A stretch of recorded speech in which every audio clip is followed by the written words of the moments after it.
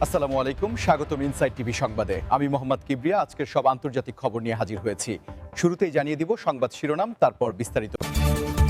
পারমাণবিক অস্ত্রের দোরগোড়ায় ইরান, হামলার ইঙ্গিত যুক্তরাষ্ট্রের। ইউক্রেন যুদ্ধে সব দিক দিয়েই ব্যর্থ রাশিয়া, ম্যাক্রো। চীন থেকে জাহাজ বিধ্বংসী ক্ষেপণাস্ত্র কেনার দ্বারপ্রান্তে ইরান। ট্রাম্পের বিরুদ্ধে মামলার বিশেষ প্রতিবেদন প্রকাশ করা যাবে না। ইরানে কি চান ট্রাম্প, যুদ্ধ না ক্ষমতার পরিবর্তন? আসসালামু আলাইকুম, স্বাগতম জানাচ্ছি ইনসাইট টিভি সংবাদে। আমি মোহাম্মদ কিবরিয়া। এতক্ষণ শুনছিলেন সংবাদ শিরোনাম, এবার বিস্তারিত। ইরানের পারমাণবিক কর্মসূচি। যুক্তরাষ্ট্র এবং তার মিত্রদের দীর্ঘদিনের উদ্বেগ ইরান পারমাণবিক অস্ত্রের দোরগোড়ায় পৌঁছে গেছে। সম্প্রতি আন্তর্জাতিক আণবিক শক্তি সংস্থা IAEA এর এক রিপোর্টে এমন ইঙ্গিত পাওয়া গেছে যে ইরান তাদের ইউরেনিয়াম সমৃদ্ধকরণ কর্মসূচিতে বেশ অগ্রগতি অর্জন করেছে, যা পারমাণবিক বোমা তৈরির জন্য প্রয়োজনীয়। এই পরিস্থিতি যুক্তরাষ্ট্রের জন্য চরম উদ্বেগের কারণ হয়ে দাঁড়িয়েছে এবং ওয়াশিংটন থেকে প্রায়শই কঠোর বার্তা আসছে। মার্কিন কর্মকর্তারা বলছেন, কূটনৈতিক সমাধান যদি ব্যর্থ হয় তাহলে সামরিক পদক্ষেপের সম্ভাবনাও উড়িয়ে দেওয়া যাচ্ছে না। মার্কিন প্রেসিডেন্ট জো বাইডেন প্রশাসন বারবার স্পষ্ট করে দিয়েছে যে তারা ইরানকে পারমাণবিক অস্ত্র তৈরি করতে দেবে না। যদিও ইরান বরাবরই দাবি করে আসছে যে তাদের পারমাণবিক কর্মসূচি শান্তিপূর্ণ উদ্দেশ্যে পরিচালিত হচ্ছে এবং এর একমাত্র লক্ষ্য হল বিদ্যুৎ উৎপাদন ও চিকিৎসা ক্ষেত্রে ব্যবহার। কিন্তু পশ্চিমা দেশগুলো এই দাবিকে প্রত্যাখ্যান করে আসছে। তাদের মূল উদ্বেগ হল ইরান গোপনে পারমাণবিক অস্ত্র তৈরি করছে, যা মধ্যপ্রাচ্যের নিরাপত্তা পরিস্থিতিকে মারাত্মকভাবে অস্থিতিশীল করতে পারে। এই চলমান সংকট একটি জটিল ভূ-রাজনৈতিক টানাপোড়েনের জন্ম দিয়েছে। একদিকে রয়েছে ইরানের নিজস্ব নিরাপত্তা উদ্বেগ এবং সার্বভৌমত্বের প্রশ্ন, অন্যদিকে রয়েছে পশ্চিমা দেশগুলোর পারমাণবিক বিস্তার রোধের অঙ্গীকার। এই পরিস্থিতিতে আন্তর্জাতিক কূটনীতি একটি নাজুক অবস্থায় রয়েছে। উভয় পক্ষই একে অপরের ওপর চাপ সৃষ্টি করার চেষ্টা করছে। যুক্তরাষ্ট্র ও ইউরোপীয় ইউনিয়ন ইরানের ওপর কঠোর অর্থনৈতিক নিষেধাজ্ঞা আরোপ করেছে, যা দেশটির অর্থনীতিকে পঙ্গু করে দিয়েছে। তবে এই নিষেধাজ্ঞা সত্ত্বেও ইরান তাদের পারমাণবিক কর্মসূচি থেকে পিছিয়ে আসেনি, বরং আরও বেশি দৃঢ় প্রতিজ্ঞ হয়েছে বলে মনে হচ্ছে। এই পরিস্থিতিতে মধ্যপ্রাচ্যে একটি নতুন সংঘাতের আশঙ্কা ক্রমশ বাড়ছে। বিশ্লেষকরা বলছেন, যদি কূটনৈতিক প্রচেষ্টা ব্যর্থ হয় এবং ইরান পারমাণবিক অস্ত্র তৈরির দিকে আরও এক ধাপ এগোয়, তাহলে যুক্তরাষ্ট্র ও ইসরায়েলের পক্ষ থেকে সামরিক হামলা চালানোর সম্ভাবনা একেবারেই উড়িয়ে দেওয়া যায় না। ইসরায়েল বারবার বলেছে যে তারা ইরানকে পারমাণবিক অস্ত্রধারী হতে দেবে না, প্রয়োজনে তারা এককভাবে হামলা চালাতেও প্রস্তুত। এই সমস্ত কিছুর মাঝে সাধারণ মানুষের মনে প্রশ্ন জাগছে, এই সংকটের শেষ কোথায়? আদৌ কি কোনো শান্তিপূর্ণ সমাধান সম্ভব? ইউক্রেন যুদ্ধে রাশিয়ার পারফরম্যান্স নিয়ে আন্তর্জাতিক মহলে চলছে তীব্র বিশ্লেষণ। সম্প্রতি ফ্রান্সের প্রেসিডেন্ট ইমানুয়েল ম্যাক্রো এক মন্তব্যে বলেছেন যে ইউক্রেন যুদ্ধে রাশিয়া সব দিক দিয়েই ব্যর্থ হয়েছে। তার এই মন্তব্য আন্তর্জাতিক গণমাধ্যমে ব্যাপক আলোচনার জন্ম দিয়েছে। ম্যাক্রোর এই দাবি শুধু একটি রাজনৈতিক বিবৃতি নয়, বরং এটি একটি গভীর সামরিক এবং অর্থনৈতিক বিশ্লেষণের ফল। যুদ্ধের প্রথম দিকে রাশিয়ার দ্রুত বিজয়ের যে প্রত্যাশা ছিল তা পূরণ হয়নি। ইউক্রেনের অপ্রত্যাশিত প্রতিরোধ এবং পশ্চিমা দেশগুলোর ব্যাপক সামরিক ও আর্থিক সহায়তা রাশিয়ার কৌশলগত পরিকল্পনাকে মারাত্মকভাবে ব্যাহত করেছে। অর্থনৈতিকভাবে রাশিয়ার উপর আরোপিত পশ্চিমা নিষেধাজ্ঞাগুলো দেশটির অর্থনীতিকে বড় ধরনের চাপের মুখে ফেলেছে। যদিও রাশিয়া জ্বালানি বিক্রির মাধ্যমে কিছুটা হলেও এই চাপ সামলানোর চেষ্টা করেছে, তবুও দীর্ঘমেয়াদে এর প্রভাব স্পষ্ট। প্রযুক্তিগত দিক থেকেও রাশিয়া পিছিয়ে পড়েছে বলে অনেক বিশ্লেষক মনে করছেন। তাদের সামরিক সরঞ্জাম এবং কৌশল ইউক্রেনের অত্যাধুনিক পশ্চিমা অস্ত্রের সামনে অনেক ক্ষেত্রে অকার্যকর প্রমাণিত হচ্ছে। অন্যদিকে ইউক্রেন উন্নত প্রযুক্তি এবং পশ্চিমা সামরিক প্রশিক্ষণের সুবিধা নিয়ে কার্যকর প্রতিরোধ গড়ে তুলেছে। মানবিক দিক থেকে দেখলে এই যুদ্ধ রাশিয়ার জন্য একটি বিশাল বিপর্যয়। হাজার হাজার রুশ সৈন্যের হতাহত এবং আন্তর্জাতিক মহলে রাশিয়ার ভাবমূর্তি মারাত্মকভাবে ক্ষুণ্ণ হয়েছে। বহু রুশ নাগরিক দেশ ছেড়ে পালিয়েছে, যা অভ্যন্তরীণভাবেও এক ধরনের অস্থিতিশীলতা তৈরি করেছে। আন্তর্জাতিক কূটনীতিতেও রাশিয়া একঘরে হয়ে পড়েছে। জাতিসংঘ এবং অন্যান্য আন্তর্জাতিক ফোরামে তাদের ভূমিকা প্রশ্নবিদ্ধ হচ্ছে। ম্যাক্রোর এই মন্তব্য হয়তো রাশিয়ার জন্য একটি কঠোর বার্তা, কিন্তু এটি ইউক্রেনকে একটি নৈতিক সমর্থনও যোগাচ্ছে। তার এই বিশ্লেষণ ইউরোপীয় ইউনিয়নের সামগ্রিক মনোভাবেরই প্রতিফলন। ইউরোপীয় দেশগুলো ইউক্রেনকে সমর্থন দিয়ে চলেছে এবং রাশিয়ার আগ্রাসনের তীব্র নিন্দা জানিয়েছে। তবে এই ব্যর্থতার দাবি কতটা বাস্তবসম্মত তা নিয়েও বিতর্ক রয়েছে। কিছু বিশ্লেষক মনে করেন রাশিয়া এখনও তাদের কিছু কৌশলগত লক্ষ্য অর্জনে সক্ষম হয়েছে, বিশেষ করে ইউক্রেনের কিছু অঞ্চল দখল করে। কিন্তু সামগ্রিকভাবে যে দ্রুত ও নিষ্পত্তিমূলক বিজয়ে রাশিয়া চেয়েছিল তা অর্জিত হয়নি। এই যুদ্ধ কখন শেষ হবে বা এর চূড়ান্ত ফলাফল কী হবে তা বলা কঠিন। তবে ম্যাক্রোর মন্তব্য স্পষ্টভাবে ইঙ্গিত দেয় যে পশ্চিমা বিশ্ব রাশিয়ার সামরিক ক্ষমতা এবং আন্তর্জাতিক অবস্থানকে কতটা খাটো করে দেখছে। চীন থেকে জাহাজ-বিধ্বংসী ক্ষেপণাস্ত্র কেনার দ্বারপ্রান্তে ইরান, এই খবর মধ্যপ্রাচ্যের সামরিক ভারসাম্যকে আবারও আলোচনার কেন্দ্রে নিয়ে এসেছে। সম্প্রতি প্রকাশিত এক প্রতিবেদনে দাবি করা হয়েছে যে ইরান চীনের কাছ থেকে উন্নত মানের জাহাজ-বিধ্বংসী ক্ষেপণাস্ত্র কেনার জন্য আলোচনা প্রায় চূড়ান্ত করে ফেলেছে। এই খবর নিঃসন্দেহে যুক্তরাষ্ট্র এবং তার মিত্র দেশগুলোর জন্য চরম উদ্বেগের কারণ এই ধরনের ক্ষেপণাস্ত্র পারস্য উপসাগরে মার্কিন নৌবাহিনীর উপস্থিতি এবং ইসরায়েলের আঞ্চলিক নিরাপত্তা উভয়ের জন্যই বড় ধরনের হুমকি সৃষ্টি করতে পারে। চীনের কাছ থেকে সামরিক সরঞ্জাম কেনার ক্ষেত্রে ইরানের দীর্ঘদিনের ইতিহাস রয়েছে, তবে এবার যদি জাহাজ-বিধ্বংসী ক্ষেপণাস্ত্র কেনার চুক্তি সত্যি হয়, তাহলে তা ইরানের সামরিক সক্ষমতাকে এক নতুন উচ্চতায় নিয়ে যাবে।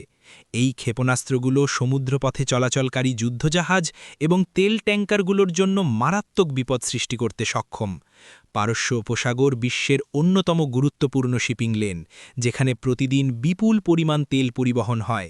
এই অঞ্চলে যদি ইরানের কাছে এমন শক্তিশালী ক্ষেপণাস্ত্র থাকে, তাহলে তারা যে কোনো মুহূর্তে আন্তর্জাতিক বাণিজ্য এবং সামরিক চলাচলে বড় ধরনের ব্যাঘাত ঘটাতে পারে।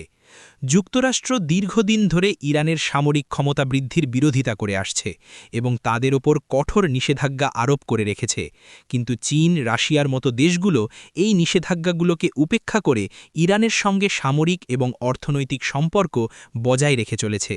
চীনের ক্ষেত্রে এটি তাদের মধ্যপ্রাচ্যে প্রভাব বিস্তারের একটি কৌশলগত অংশ। বেইজিং ইরানের সঙ্গে সম্পর্ক জোরদার করে যুক্তরাষ্ট্রের আঞ্চলিক আধিপত্যকে চ্যালেঞ্জ করতে চাইছে। এই ক্ষেপণাস্ত্র চুক্তি কেবল সামরিক ভারসাম্যকেই প্রভাবিত করবে না, বরং এটি আন্তর্জাতিক কূটনীতিতেও নতুন করে উত্তেজনা সৃষ্টি করবে। যুক্তরাষ্ট্র এবং তার মিত্ররা সম্ভবত এই চুক্তির বিরুদ্ধে তীব্র প্রতিবাদ জানাবে এবং চীনের ওপর চাপ সৃষ্টি করার চেষ্টা করবে যাতে তারা এই ধরনের অস্ত্র ইরানকে সরবরাহ না করে। কিন্তু চীন নিজেদের কৌশলগত স্বার্থকে অগ্রাধিকার দেবে বলেই মনে হচ্ছে। অন্যদিকে ইরান এই ক্ষেপণাস্ত্রগুলো তাদের আত্মরক্ষার জন্য অপরিহার্য বলে দাবি করবে। তাদের যুক্তি হল, যেহেতু তাদের পারমাণবিক কর্মসূচির কারণে পশ্চিমা দেশগুলো তাদের ওপর চাপ সৃষ্টি করছে, তাই তাদের সামরিক সক্ষমতা বৃদ্ধি করা জরুরি। এই পরিস্থিতিতে মধ্যপ্রাচ্যের রাজনীতিতে একটি নতুন অধ্যায় শুরু হতে চলেছে। ডোনাল্ড ট্রাম্পের বিরুদ্ধে চলমান মামলাগুলোর বিশেষ প্রতিবেদন প্রকাশ না করার সিদ্ধান্ত সম্প্রতি মার্কিন বিচার ব্যবস্থায় ব্যাপক আলোচনার জন্ম দিয়েছে। বিশেষ করে ট্রাম্পের বিরুদ্ধে ২০০০ সালের নির্বাচনে হস্তক্ষেপের অভিযোগ এবং ৬ জানুয়ারির ক্যাপিটাল হিল দাঙ্গার ঘটনায় তার ভূমিকা নিয়ে একটি বিশেষ তদন্ত হয়েছিল। সেই তদন্তের বিস্তারিত প্রতিবেদন জনসাধারণের কাছে প্রকাশ করা হবে কিনা তা নিয়ে বেশ বিতর্ক চলছিল। শেষ পর্যন্ত বিচার বিভাগ সিদ্ধান্ত নিয়েছে যে এই প্রতিবেদনটি আপাতত প্রকাশ করা হবে না। এই সিদ্ধান্ত নেওয়ার পেছনে বিচার বিভাগের নিজস্ব কিছু যুক্তি রয়েছে। তারা মনে করছেন এই প্রতিবেদন প্রকাশ করা হলে তা চলমান বিচার প্রক্রিয়ায় প্রভাব ফেলতে পারে এবং সাক্ষীদের ওপর চাপ সৃষ্টি করতে পারে। তাছাড়া এটি ভবিষ্যতের সুষ্ঠু বিচার নিশ্চিত করার জন্য সঠিক হবে না বলেও তাদের অভিমত। তবে ট্রাম্পের সমালোচকরা এবং অনেক গণমাধ্যম এই সিদ্ধান্তের তীব্র বিরোধিতা করেছে। তাদের যুক্তি হল, একজন সাবেক প্রেসিডেন্টের বিরুদ্ধে এমন গুরুতর অভিযোগের তদন্ত প্রতিবেদন জনগণের জানার অধিকার রয়েছে। স্বচ্ছতা এবং জবাবদিহিতার নীতি মেনে এটি প্রকাশ করা উচিত। এর মাধ্যমে জনগণ জানতে পারবে তাদের সাবেক প্রেসিডেন্ট আসলে কী করেছিলেন এবং এর পেছনের আসল ঘটনা কী ছিল। এই বিতর্ক মার্কিন বিচার ব্যবস্থার নিরপেক্ষতা নিয়েও প্রশ্ন তুলেছে। অনেকে বলছেন এই সিদ্ধান্ত রাজনৈতিক উদ্দেশ্য প্রণোদিত হতে পারে, যাতে ট্রাম্পকে 2024 সালের প্রেসিডেন্ট নির্বাচনে সুবিধা দেওয়া যায় অথবা তাকে আরও বেশি সমস্যায় না ফেলা হয়। অন্যদিকে ট্রাম্পের সমর্থকেরা এই সিদ্ধান্তকে স্বাগত জানিয়েছেন। তারা মনে করেন এই প্রতিবেদন প্রকাশ করা হলে ট্রাম্পের বিরুদ্ধে অযথা আরও বেশি অপপ্রচার চালানো হতো এবং তার সম্মানহানি করা হতো। এই পরিস্থিতিতে আমেরিকার রাজনৈতিক অঙ্গনে একটি নতুন বিভাজন তৈরি হয়েছে। একদিকে রয়েছে স্বচ্ছতার দাবি, অন্যদিকে রয়েছে বিচার প্রক্রিয়ার সুরক্ষা। এই দুটি নীতির মধ্যে ভারসাম্য বজায় রাখা বিচার বিভাগের জন্য একটি কঠিন চ্যালেঞ্জ হয়ে দাঁড়িয়েছে। এই ধরনের ঘটনা আমেরিকার গণতান্ত্রিক প্রক্রিয়া এবং গণমাধ্যমের স্বাধীনতার জন্য অত্যন্ত গুরুত্বপূর্ণ। ভবিষ্যতে এই প্রতিবেদনের ভাগ্য কী হবে তা বলা কঠিন। ইরানে কি চান ট্রাম্প, যুদ্ধ না ক্ষমতার পরিবর্তন? এই প্রশ্নটি আন্তর্জাতিক রাজনীতিতে ডোনাল্ড ট্রাম্পের পররাষ্ট্রনীতির একটি জটিল দিককে তুলে ধরে। তার প্রেসিডেন্ট থাকাকালীন ইরান ইস্যু ছিল তার প্রশাসনের অন্যতম প্রধান চ্যালেঞ্জ। ট্রাম্প বরাবরই ইরানের পারমাণবিক কর্মসূচি এবং মধ্যপ্রাচ্যে তাদের প্রভাব বিস্তারের বিষয়ে কঠোর অবস্থান নিয়েছিলেন।